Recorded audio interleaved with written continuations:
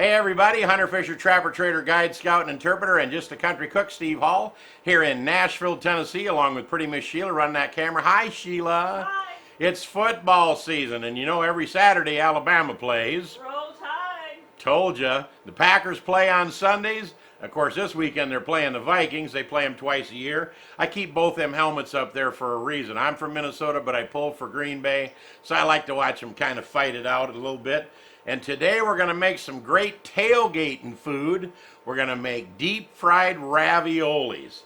Now I bought these because they were bigger than some of those little teeny ones in the store, and you can use either size. And then I got them home and I see that they're Parmesan with black pepper on them, but you can buy any kind of, I think the 4 cheeses is about the best. I don't like to use the one with the meat in it because I want to make sure that it's cooked completely. And what I did with these is I took them in the kitchen and I did exactly what it says on the package. I put them in boiling water for about 6 or 7 minutes with a little bit of salt. Then I poured them through a colander, cooled them off a little bit. Come on over and I'll show you the next step, because they say you can eat them right now, but I say we're going to make them deep fried, marinara sauce, all kinds of goodies. Let's get started. Okay, we got some vegetable oil in here, about 1.5 inches deep. Ignore this temperature on the front of this precision induction cooktop thing. This is a Copper Chef one. The only time I use this square cooktop is when I'm using one of these square cookers with oil. I like to use, and I get lots of requests of what kind of cooktop do you use. I like to use this New Wave oven, which is this precision induction cooktop. If I'm using cast iron frying pans or Dutch ovens or anything that's round, I use this New Wave 2, it's called, N-U-W-A-V-E 2. I'm not using this today because I'm using this cooker.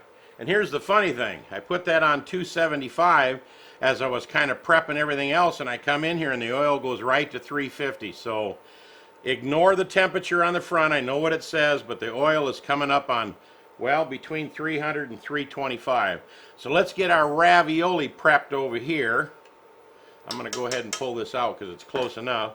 All right, in our little tray over here, we're going to put some Italian breadcrumbs. And here's the thing.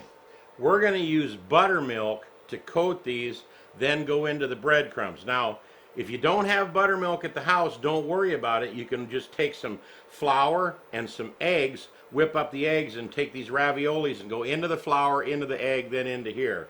But because we do have buttermilk, we're going to pour this in here. Now I will say, because I boiled these like the, instructions say on the outside of the box, a couple of them, including this one right here, started to separate.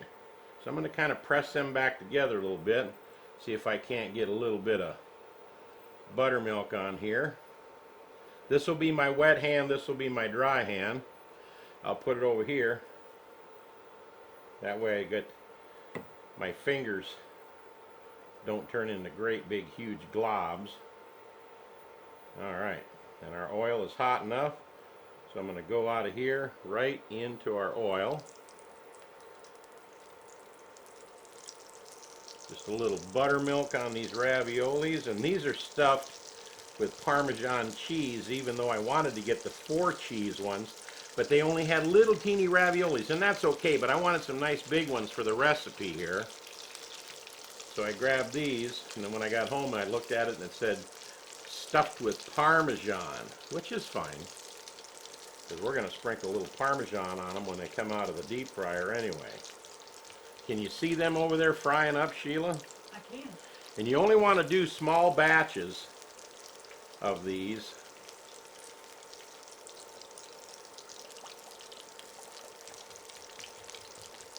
So these are almost ready to turn. So let me get over here. Now because we boiled these already, we only want to get this breading golden brown because they're already cooked. So I'm going to move these over here to my paper towels. And as soon as I do, while they're still hot, and that one fell on top of the other one there, While they're still hot, I'm going to take some shredded, finely shredded Parmesan cheese and put it on top so it kind of melts. There we go. Now these can take care of themselves while I get some more in here. And you know what I'm going to do is I'm going to bread a few of these up and I'm going to let them sit for a little bit. You can actually put these in the refrigerator and let that breading stick to it a little better. But I'm just going to move them over to one side of my breading. Can you see my breading over here, Sheila? I can. All right, cool, cool.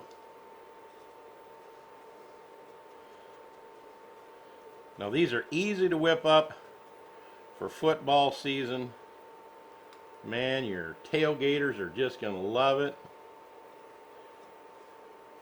Deep fried raviolis. Gotta have them with that marinara sauce. I'm going to show you something about that too in just a second, because you can make homemade marinara sauce, and I'm not going to do that today. I bought store-bought, but I bought some special store-bought.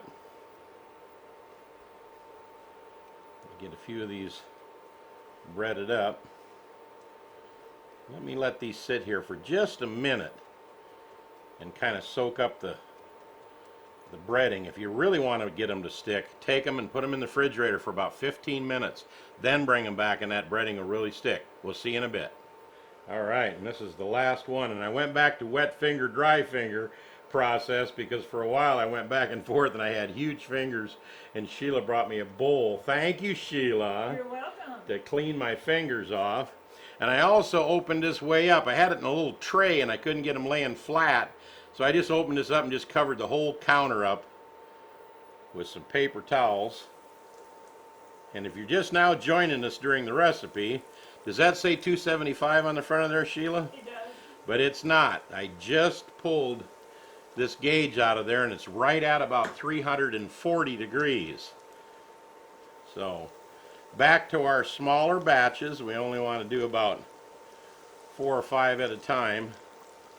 Make sure that they don't bump into each other. And again, these are cooked, so all we're going to do is just brown that breading to make them golden brown. Then we're going to hit them with a little bit of this cheese. Let me get the lid off this. When they get over here while they're still hot, and I already picked one of those up and they're just crunchy on the outside. So that's awesome.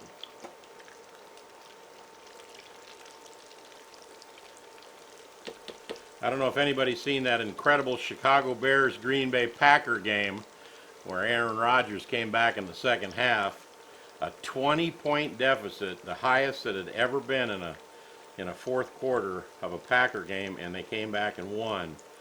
That was pretty exciting. So I don't want to brag or nothing, but now you'll notice that these are staying coated a lot better. Let me move over to some little tongs here, because I think I can get a hold of these a little better to turn them.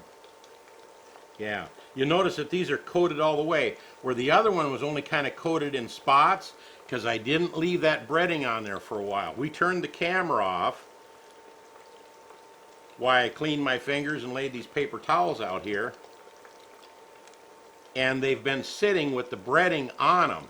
Not in the refrigerator, but just sitting here for about 5 minutes. And that's really that's all it takes to get that breading to stay coated all the way across. Really nice. I think we're getting pretty close. Again, we don't need them super golden brown because they look just great. What do you think, Sheila? Looks yummy. It does look good, don't it? It does. I know you like cheese. And again, I didn't use the ones that have meat in them, because you can use the raviolis that are full of meat there, but you know, as long as you're just doing something for a little snack, for dipping with this marinara sauce that I'm going to show you, I just like the 4 cheeses. Even though I ended up with the Parmesan, I like the 4 cheeses because then you know they're safe to eat no matter how they get done. All right, let me get another little batch in here. They look a lot better than the first batch. They do, don't they? And that's because I left the breading on there a few extra minutes before I plunked them in here, and we only got, well, 2 left. I'm going to kind of crowd the corral here and see if I can't put a couple more in there. And that's all I've got. And again, that's just Italian seasoned breadcrumbs, buttermilk. Dunk them in the buttermilk after you cook them according to the package. Let them cool. Put them in the buttermilk in here and then let them sit for about 5 minutes and they'll turn out like this. Oh, wait, I'll bet everybody's screaming, hit them with some cheese. Can you hear them out there saying you forgot the cheese? Why, they're still hot. I forgot the cheese on there. Let me check it with my finger. Oh yeah, it's still plenty warm, so. Man, see what happens, Sheila, when I get thinking about some other stuff, like that Packer game, I forget to put cheese on there. And how can you forget cheese when you're talking about the Packers? Something ain't right. I'm going to let this batch get even a little browner because it's the last batch out of here. And we'll see in just a second. All right, these are super hot yet, so we're putting our cheese on there. Now we're going to plate this up, and I'm going to tell you about this marinara sauce. See you in a second. Well, what do you think, Sheila? Does it look delicious? It looks delicious. And we kind of cheated. We already took one, cut it in half, and tried it. They're really good, aren't they? They are. Man, fantastic. And let's talk about this marinara sauce. Now, you can make your own, or you can buy just store-bought. But when I was in the store, they had regular marinara sauce. Then they had this rustic cut marinara sauce. And it says with traditional vegetables, which is thicker than a standard marinara sauce. I haven't even opened it yet, but I'm getting ready to pop the lid. Look how chunky that stuff looks. Now I want to stir it up once it comes out of the jar, so I'm going to pour a bunch in here. Look at that, golly. Now I'm not sure this would lend itself to real good dipping, but it sure will prop itself up on top of one. I'll show you that in a second. Let's put this in our little center dish here. Perfect. Now I think before we go any further, we need to snap a little shot for our thumbnail for the beginning of this recipe on our YouTube channel. What do you think, Sheila? I think so. All right, let's take a picture of this. Well, Sheila, you did a great job on the little thumbnail picture. Well, thank you. I got my eye on this one right here. Now I think you can dunk it a little bit. No double dipping, by the way. And it'll get some on there. Or what I was talking about, if you left a little spoon in here, you could prop a little of this up, some of the veggies on top, like that, as opposed to dunking. That's only because I bought the real chunky stuff. Let me give this a taste test. I can't wait. Wow. I, of course, had to do an edit there because I had to chew that up real fine. It tasted so fantastic. And seeing if you got a little spoon over here, then you can add a little more at a time and not be double dipping. You can hit these little corners and let me chomp on this for a second, and then we'll close the show. What a great snack for the big game, whether it's Alabama Roll Tide. or the Packers. Go Pack. You got to make yourself some deep fried raviolis, sprinkle a little Parmesan cheese on there. Go with the standard marinara sauce if everybody wants to do the dipping. Get the chunky kind if you want to spoon it on top. Your guests are going to love it. I hope your team wins, no matter who you're pulling for. I just want you to enjoy this recipe. Did you have a good time making this, Sheila? I did.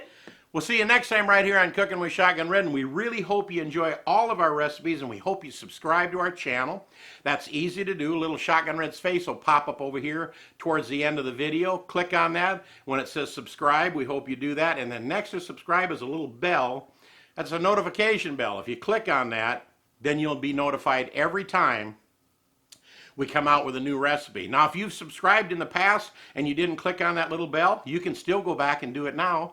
And we hope you do that as well. We'll put up another recipe over here, maybe another little snack recipe, wings or something that you might like for the big game. But is this the most delicious deep fried raviolis?